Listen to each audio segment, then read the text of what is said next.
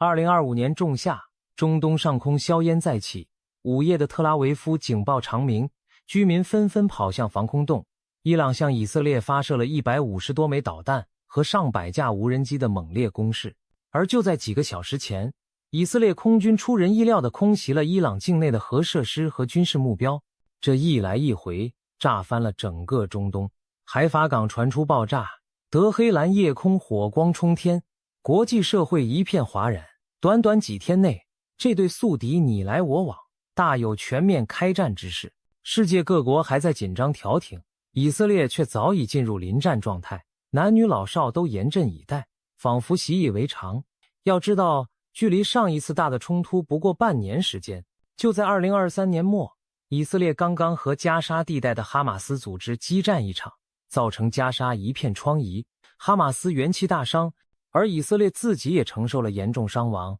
但仍然迅速调整，誓言铲除威胁。战争的阴云尚未完全散去，如今又和伊朗正面硬碰硬，许多人不禁瞪大眼睛，这个弹丸小国怎会如此好战？不仅周边冲突不断，还敢主动出击远方强敌，以色列简直是在四处打架。更令人惊讶的是，每逢冲突，这个国家总能爆发出惊人的战斗力，一副不服就干、越战越勇的架势。这背后究竟藏着什么秘密？犹太民族素以智慧闻名于世，但以色列人在国际舞台上展现出的却是另一面，彪悍强硬，敢打敢拼。一个人口不过几百万的国家，却连续几十年在中东这个火药桶中打出威风，多次以少胜多，击败阿拉伯联军，主动空袭邻国核设施，特种部队远赴他国解救人质。凡此种种，令人啧啧称奇。有人戏称以色列人为中东的战斗民族，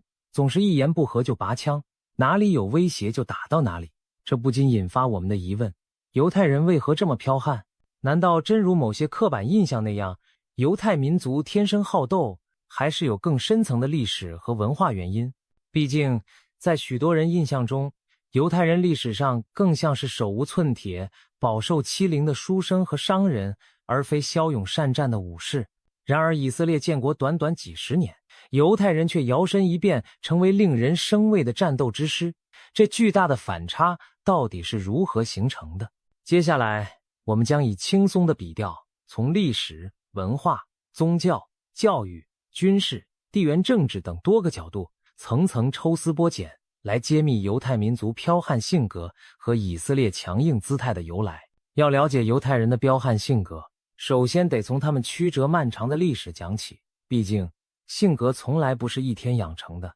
犹太民族的历史可谓一部血泪史，也是一部不断蜕变的生存斗争史。古代的战斗民族，如果把时间拨回2000多年前，犹太人的祖先希伯来人其实也是能征善战的。圣经旧约中就有大量战争故事，大卫王挥舞投石索击败巨人歌利亚，犹太人浴血奋战攻下应许之地迦南，马加比起义抵抗希腊统治等等。在公元前后，犹太人的家园巴勒斯坦地区历经多次起义和抗争。例如公元70年，犹太人反抗罗马帝国的统治失败，耶路撒冷圣殿被毁，幸存者被迫背井离乡，从此开始了漫长的大流散岁月。可以说，在遥远的古代，犹太人也曾是敢于举剑反抗强权的战斗者。漫长的逆来顺受，然而此后的近2000年，犹太民族失去了自己的国家和军队，散居世界各地，日子异常艰辛。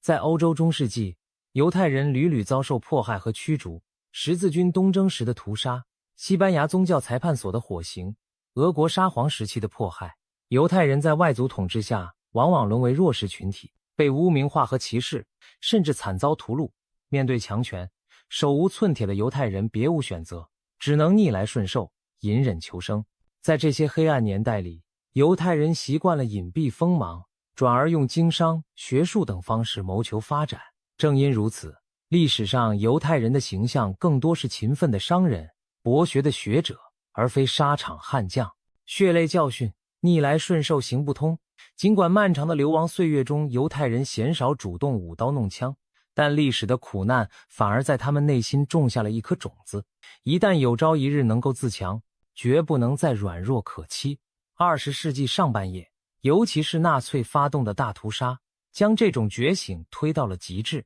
二战期间，600万犹太人惨死于纳粹之手，人类历史上最惨痛的种族灭绝之一就这样发生了。在死亡营里等待毒气的犹太人明白了一个残酷真理：逆来顺受换不来怜悯，只会换来一场又一场更大的灾难。许多幸存者心中的信念在烈火中锻成钢，必须反抗才能生存。这种强烈的信念为日后犹太民族性格的转变奠定了基础。建国与背水一战，二战结束后，满目疮痍的犹太民族决心重建家园。他们得到了当时国际社会的一些同情和支持，于是1948年，以色列国在祖先故土上正式宣告成立。然而犹太人还来不及欢呼，周围的阿拉伯国家已经联手发动攻击，要将新生的以色列推入大海。面对人数数倍于己的敌军，以色列人在亡国灭族的危机中被迫背水一战。这就是第一次中东战争。在这场惨烈的独立保卫战中，以色列人迸发出了超乎寻常的战斗意志，从欧洲移民改装的简陋武器到拼凑起来的民兵队伍，每个犹太人都知道身后就是家园，再退无可退。据说当时许多还未掌握希伯来语的新移民一下船就直接发枪送上战场，结果以色列人在极端劣势下奇迹般的击退了阿拉伯联军，保住了国家的生存。这次以弱胜强的胜利极大鼓舞了犹太民族，从此他们相信软弱就会被消灭，唯有强硬才能立足。以战止战的生存哲学，独立战争后，以色列依然四面受敌，生存环境恶劣。为了活下去，这个国家几乎每隔几年就要经历一场战争。1956年第二次中东战争，1967年六日战争，1973年赎罪日战争，每一仗都关系存亡，每一次胜利都代价惨重。但这些战争教会了以色列人一条铁律：以战止战，越战越强。例如六日战争中，以色列先发制人摧毁敌国空军，短短6天横扫中东，一举奠定了自身军事强国的地位。这种闪电般的胜利让以色列更加坚信主动出击的重要性。再如1973年的赎罪日战争，敌军突袭一度令以色列岌岌可危，但全国上下齐心奋战，最终顶住攻势，甚至反推回对方领土。在这次九死一生的考验后，以色列更深刻体会到退一步就可能万劫不复，从而愈发不敢有丝毫懈怠。经历了建国初期几场大战的洗礼，以色列人彻底完成了从受气羔羊到彪悍雄狮的蜕变。古老民族被重新锤炼出尚武的精神，一种强硬果敢的国家性格逐渐形成，面对威胁绝不退缩，该出手时绝不手软。这正是历史血泪和胜利经验留给犹太人的宝贵遗产。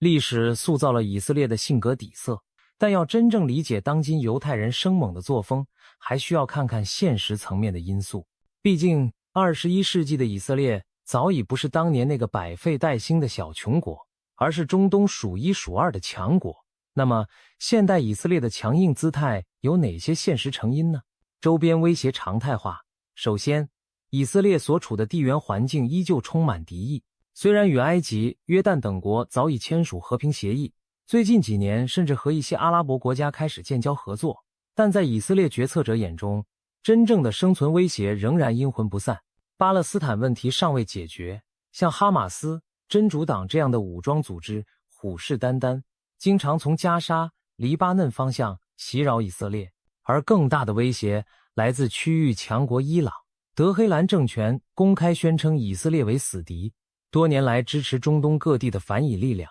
并积极研发核武器。在以色列人看来，自家简直是被一群随时想掐死自己的狼包围着，丝毫大意不得。这种长期的高危环境使得以色列社会形成了一种全民皆兵、时刻警惕的心理状态，就像生活在丛林中，四周都是猛兽，唯有让自己比猛兽更凶狠，才能活下去。要打就打第一枪。为了在险恶环境中求生存，以色列养成了一套独特的安全策略，那就是绝不等敌人先动手。如果察觉到严重威胁苗头，以色列往往倾向于先发制人，把危险扼杀在摇篮里。这种强硬的先发打击哲学源自其对历史教训的总结，犹豫和姑息只会换来更大的伤害。例如1981年，以色列空军不顾国际舆论反对，果断出动战机摧毁了伊拉克奥西拉克核反应堆，成功阻止萨达姆政权获得核武的可能。2007年，他们又在一次神秘行动中炸毁了叙利亚疑似的核设施，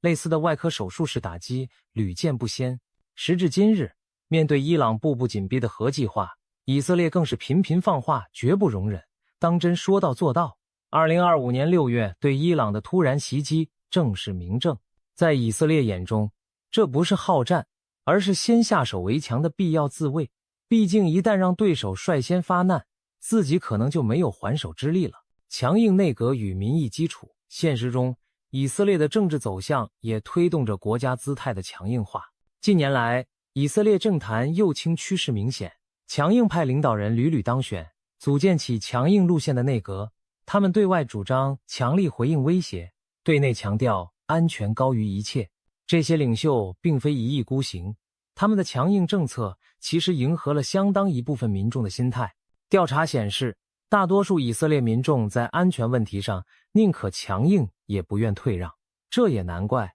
一个随处可能响起警报的国家，普通人安全感极度匮乏，自然支持铁腕手段。只要能保护我们的家园，强硬点又如何？成为很多以色列人的共识。有了民意撑腰，政府在采取军事行动时也更为大胆果决，经济军事实力支撑。另外不得不提的是，以色列如今有足够的硬实力来支撑自己的强硬姿态。别看国家小，但经济发达，军工科技世界一流，被称为袖珍超级大国。以色列的国防预算占 GDP 比例常年居高不下，全国最优秀的人才大量投入军事和高科技领域，其自主研发和获取的先进武器装备使之拥有中东地区最强的军力之一。从第4代、第5代战斗机到世界领先的无人机技术、导弹防御系统，如名声在外的铁穹反导系统，以色列为自己打造了一身铜墙铁壁。同时，他们据传还秘密拥有核武库，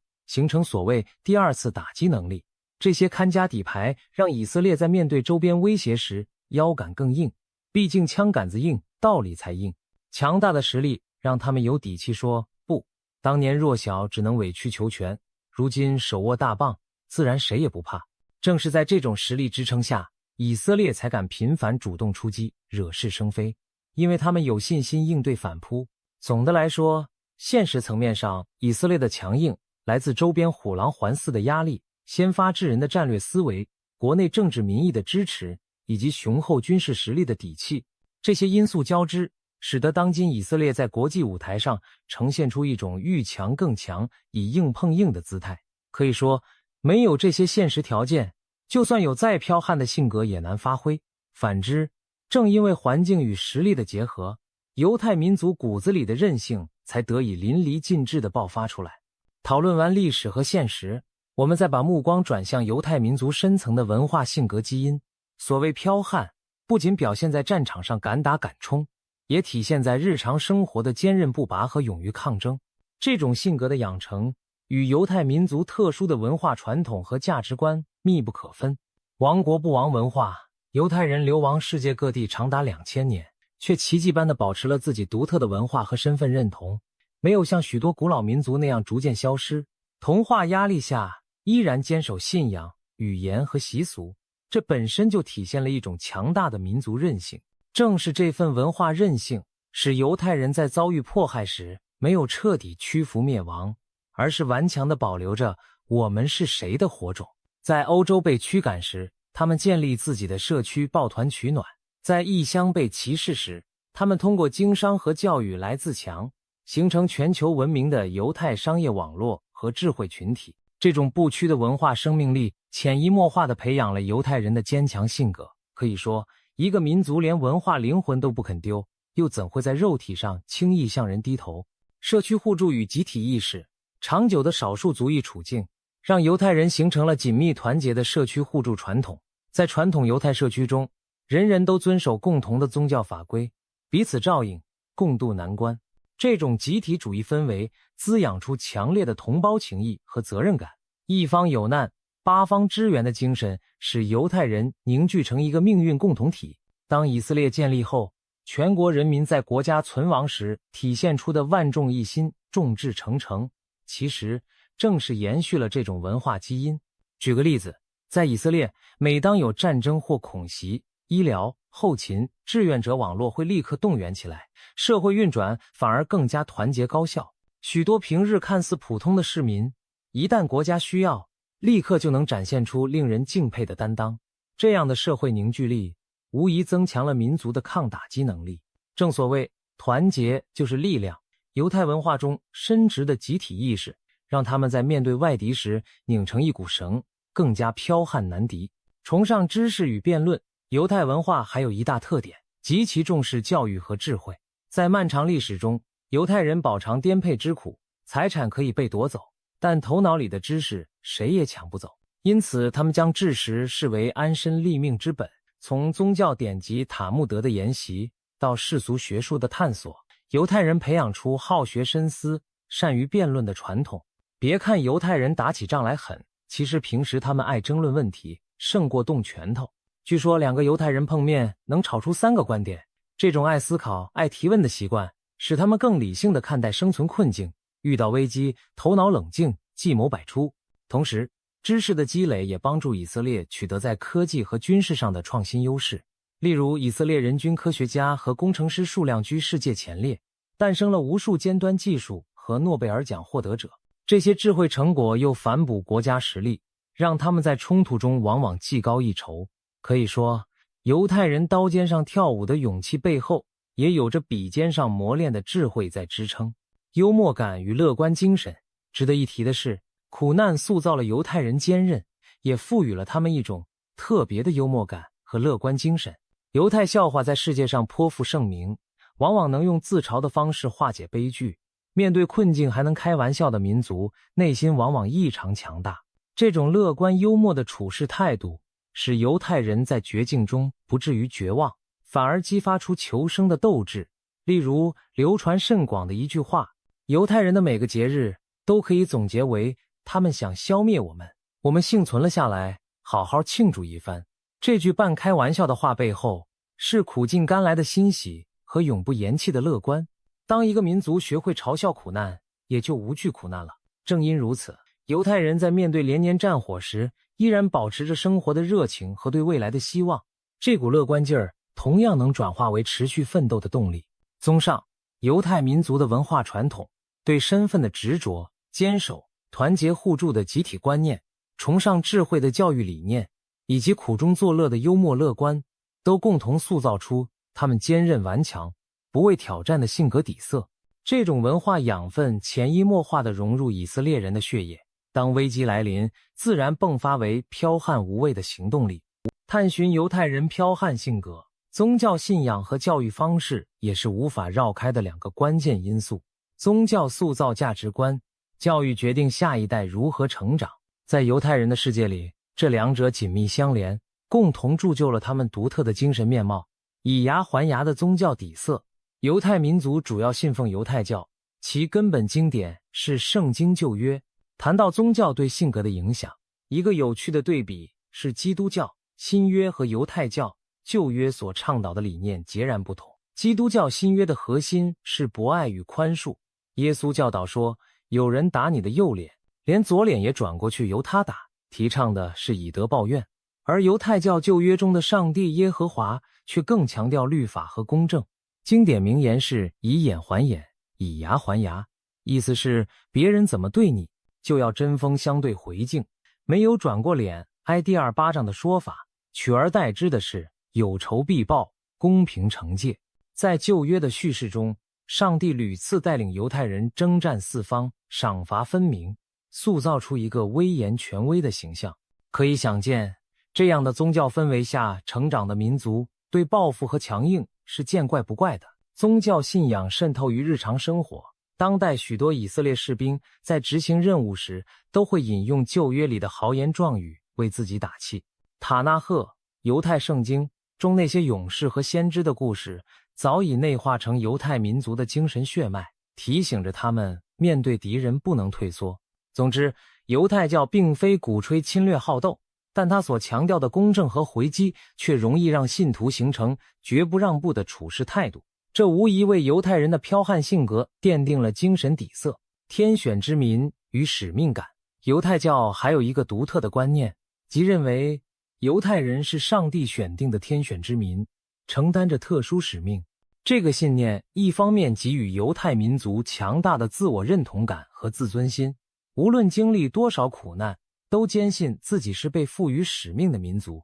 不会轻易屈服放弃。另一方面，上帝应许之地的概念也让犹太人对自己的土地格外珍视，认为重建以色列家园是神圣使命。带着这种使命感，犹太复国主义者当年敢于赴汤蹈火回到中东建立国家。直到今天，这股宗教赋予的使命感依然鼓舞着以色列人，面对任何想把他们赶出这片土地的威胁，都誓死捍卫，不惜一战。毕竟在他们看来，这是上天赐予和祖先流血换来的家园，退无可退，责任重大。这种浓烈的使命意识使得犹太人面对冲突时更有决心和毅力，也往往表现得更强硬不妥协。家庭与学校教育。除了宗教，犹太人的家庭和学校教育亦在塑造他们的性格方面功不可没。从小开始，犹太孩子就被鼓励勇敢表达、自信、独立。犹太家庭里，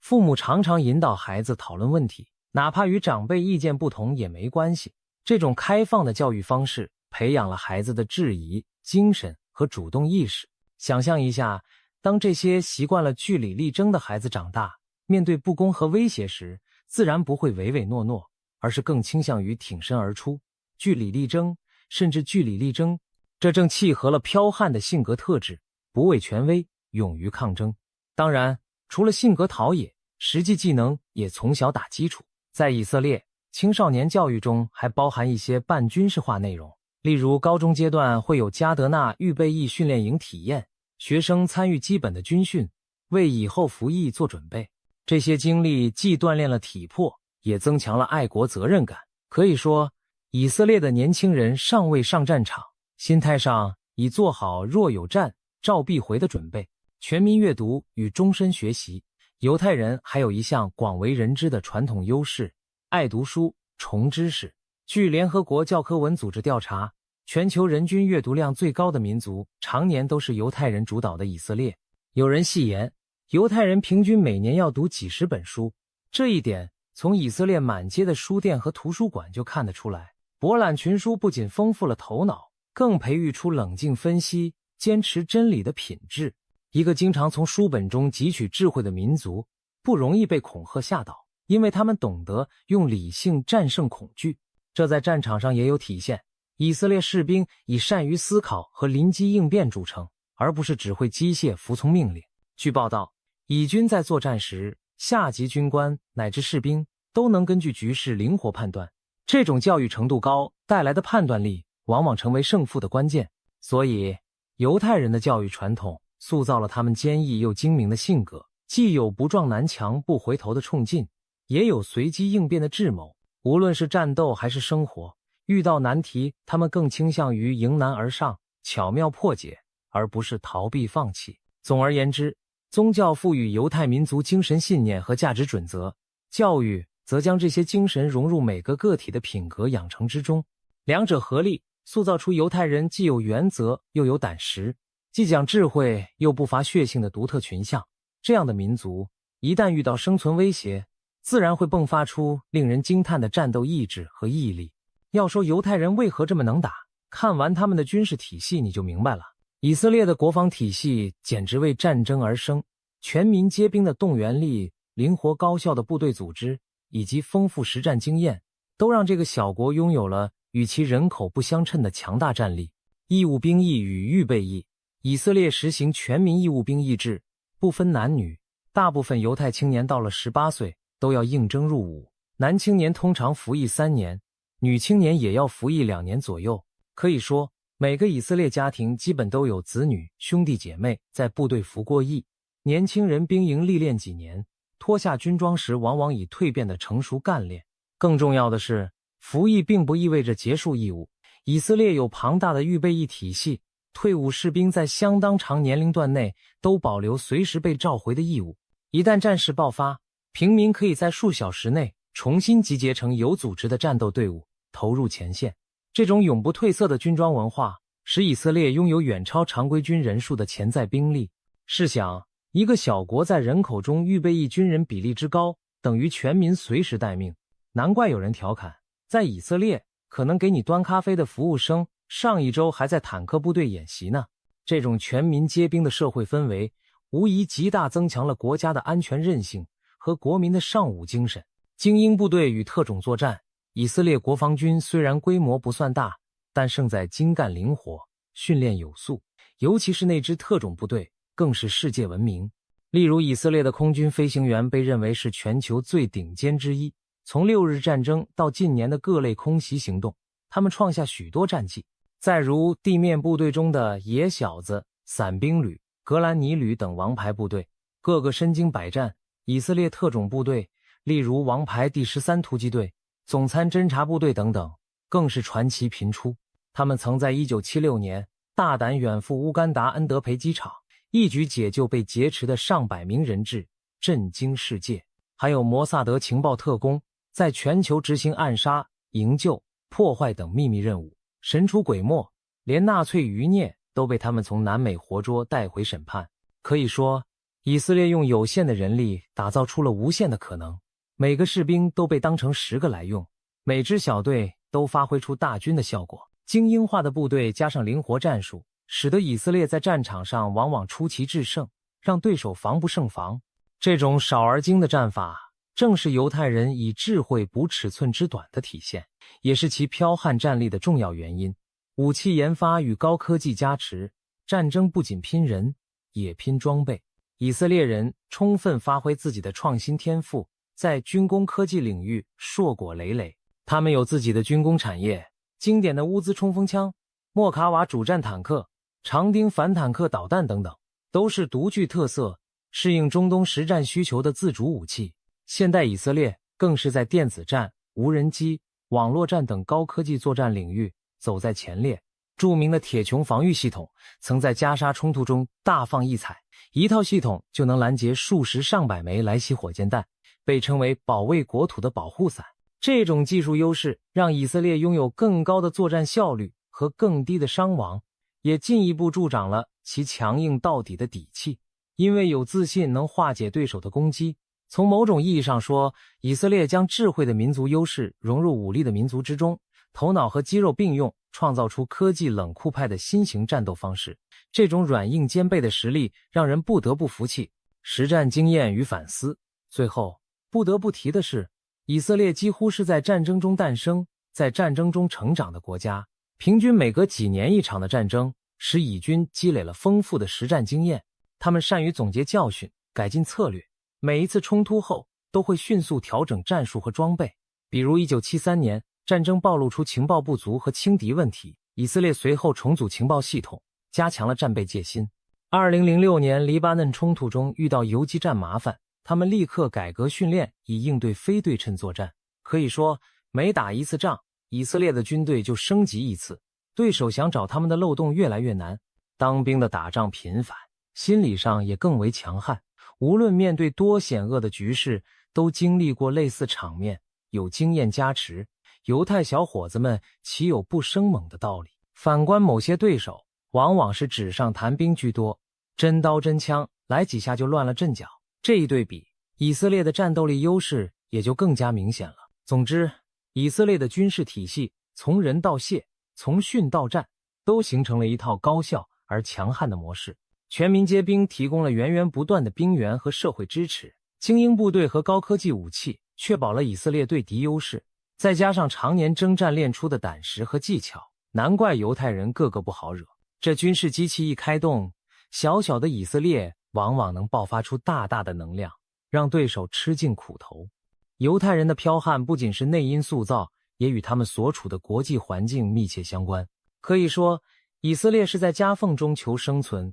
在强权下谋支持，其强硬姿态有时也是被逼出来的。同时，外部盟友的扶持也给予了他更多底气。四面楚歌的孤岛心态以色列建国后很长一段时间都处于外交孤立状态，阿拉伯和伊斯兰世界对其敌视，自不必说。就连广大的第三世界国家和苏联阵营，在冷战期间也多同情阿拉伯国家视以色列为西方殖民产物。因此几十年来，以色列在联合国等国际场合经常是众矢之的，各种谴责决议接连不断。试想，一个国家每每在国际会议上被口诛笔伐、投票围攻，会形成怎样的心理？很容易产生全世界都不可靠，只有靠自己的孤岛心态。这种心态推动以色列更加不惜一切自强自卫，因为他们认定关键时刻无人会真正站在自己一边。当年1967年开战前夕，以色列感受到存亡危机，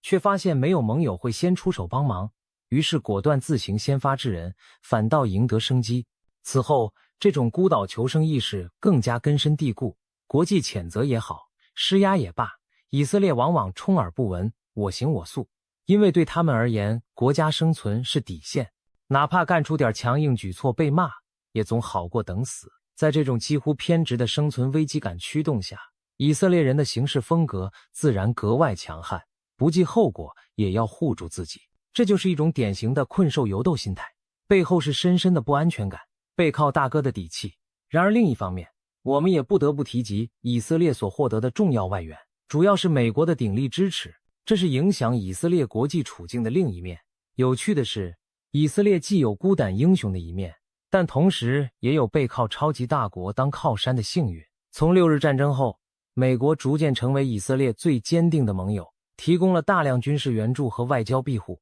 每年数十亿美元的援助款，新式武器的供应使以色列如虎添翼。更关键的是，在联合国安理会，一旦有对以色列不利的决议，美国往往会使用否决权，帮以色列顶住国际压力。这种特殊待遇无疑给予以色列莫大的底气，明知背后有大哥撑腰，行事时腰板更直，遇事也更强硬。打个比方，犹太人本就练就一身好武艺，再加上旁边站了个肌肉警察罩着，你说他心里还能有多少顾虑？当然，以色列也清楚不能对盟友100%依赖，毕竟国家命运最终还是靠自己。但不可否认，美国等盟友的支持降低了以色列的后顾之忧，使其在很多敏感行动上更加有恃无恐。巧妙的外交平衡术，除了美国，以色列也善于在国际上寻找其他出路，尽力打破孤立。这一点从近年的外交突破就能看出。以色列和阿联酋、巴林、摩洛哥等阿拉伯和伊斯兰国家实现关系正常化，甚至传出与沙特接触缓和的风声，都是不小的成就。这些外交斡旋的动力，一部分也是希望减少敌手，减轻压力，不必总绷着战斗神经。毕竟四面树敌再剽悍也吃不消，所以能拉一个是一个。另一方面，以色列在俄罗斯、中国、印度等世界大国间也游走斡旋，尽可能拓展生存空间。比如对俄罗斯在叙利亚的影响力，既提防又沟通；对中国则保持务实贸易联系；对印度更发展出密切的国防合作。这些多方位外交努力，让以色列稍稍走出了当年的绝对孤立，无形中也降低了一些生存危机感。尽管强硬是本色，但谁不想有更多朋友少些敌人呢？可以说，以色列人在国际处境中表现出的圆滑聪明，与他们剽悍性格并不矛盾，反而是另一种生存智慧，刚柔并济，能战也能谈。只是一旦谈不拢，他们也绝不含糊就是了。全球犹太人为后盾，谈国际处境，不能不提全球犹太人对以色列的支持。以色列虽小，但全世界的犹太人一直视以色列为精神家园和后盾。这些散布各国的犹太精英，通过政治游说、经济援助、舆论影响等方式，在各自国家为以色列争取有利环境。尤其在美国，犹太裔社群对政坛和媒体有一定影响力，为美以牢固关系出力不少。这种全球民族网络成为以色列的隐形盾牌，让他们哪怕强硬惹怒了一些国家，也不至于孤掌难鸣。可以打个有趣的比方，以色列就像个身手矫健的小个子，但他的表兄弟遍布四方，个个在当地说得上话。真有人要欺负他，他那远方亲戚们也许就会帮腔或者拉偏架。虽说国际关系没这么简单，但全球犹太人的向心力确实给了以色列一份底气和资源，使其在困境中多了几分胜算。综合来看，以色列的国际处境塑造出一种矛盾的心态，既有孤军奋战的危机感，逼得他们要强硬自保，又有强大盟友和族群支援，让他们在强硬之余还能立于不败。这种孤与不孤交织的处境，使以色列人的行事风格有时候显得分外硬气，甚至强横，因为他们既觉得别无选择，又往往能全身而退。换作一个没有任何支援的小国，可能早被掀翻棋盘，而以色列却一次次挺了过来，进一步助长了他们对强硬路线的信心。透过上述多重视角，我们大致了解了犹太人剽悍性格和以色列强硬姿态的成因。那么展望未来，这种四处打架的状态还会持续吗？以色列的强硬策略是良方妙药，还是可能埋下新的隐患？这里不妨做一点分析和猜想。一方面，以色列短期内恐怕难以走出以武促安全的循环，周边安全环境改善需要时间和契机，而在威胁实质性解除前，以色列不太可能放松戒备，甚至主动示弱。从伊朗核危机到巴勒斯坦冲突，眼下看不到快速解决的希望，因此可以预见，以色列仍将保持高压的防卫和打击态势。所谓剽悍风格，在可见的将来依旧会是主旋律。毕竟历次冲突的胜利强化了他们的信念，拳头够硬才能谈条件，一旦松懈，麻烦就会找上门来。这种国家心理要转变绝非易事。然而另一方面，持续的高压强硬策略也给以色列带来不小挑战和隐忧。首先是国际形象和道义压力，频繁的军事行动和强硬政策使以色列在国际舆论中饱受争议，尤其巴以问题上，每次冲突造成的平民伤亡都引发全球谴责。这种舆论压力有可能逐渐转化为实质外交掣肘，未来一些过去友好的国家民意转向，政府可能也会调整对以政策。其次，永远紧绷的弦对以色列社会自身也是一种消耗。连续几代人生活在高强度安全压力下，经济发展、社会自由等方面难免受影响。例如巨额军费长期占用资源，青年多年服役延迟个人发展，国内鹰派思维压倒和平声音等等。这些问题若积累下去，可能在内部造成裂痕。事实上，以色列国内也并非铁板一块。近年来围绕宗教、世俗、少数族群、司法改革等问题，以色列社会矛盾有所显现，大规模示威不时发生。这提示我们，一味的强硬并不能解决所有问题，反而可能在内部和外部都形成反作用力。未来的以色列或许需要在强硬与妥协间寻找新的平衡点。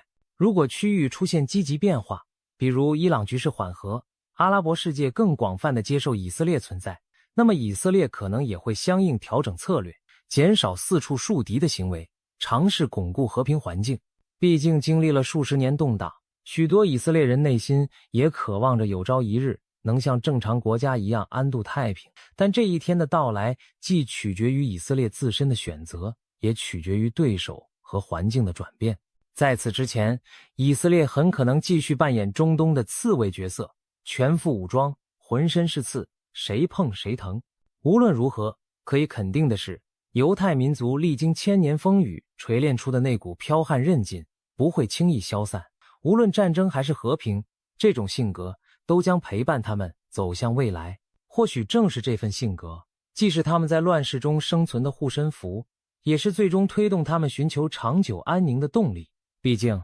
谁都不想永远生活在战斗中，最剽悍的战士心中也向往着有一天刀剑入库，马放南山。也许正如一句谚语所说，希望带来和平，但要做好战争的准备。犹太人剽悍性格的终极意义，可能正是在于通过强大到无人敢欺，最终换来无需再战的那一天吧。从远古圣经时代的奋勇善战，到近代饱受欺凌时的隐忍求存，再到现代以色列的强硬自卫，犹太民族的性格在历史长河中几经锤炼，终于形成了如今这般外人看来剽悍无比的模样。我们看到，促成这一切的有血泪换来的觉醒，有信仰赋予的韧性，有教育孕育的智慧，也有现实逼出的坚决。犹太人并非天生好战，而是在漫长岁月中学会了如何对待这个充满敌意的世界。当善良换不来公正时，就只好让拳头替自己争取公正。